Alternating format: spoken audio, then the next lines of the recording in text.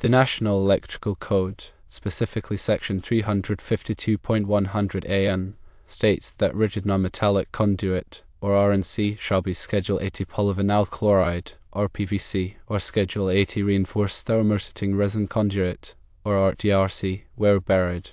There are several reasons for using Schedule 80 underground. Firstly, enhanced corrosion resistance. Schedule 80 RNC is a thicker wool than standard Schedule 40, providing greater resistance to corrosion from soil, water, and chemicals. This is particularly important in underground installations where the conduit is exposed to moisture and chemical vapors. Secondly, increased strength and rigidity.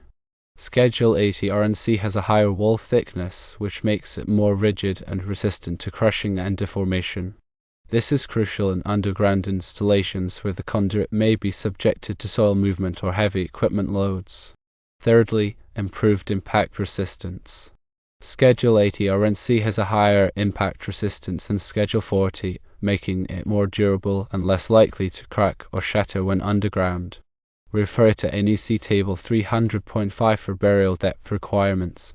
Underground conduit shall be buried at least 6 inches or 150 mm deep and protected from damage.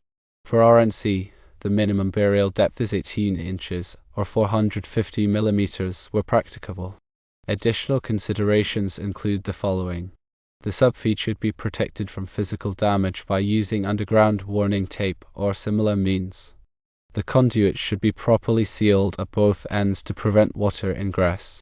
The subfeed should be adequately supported and protected from soil movement or settling.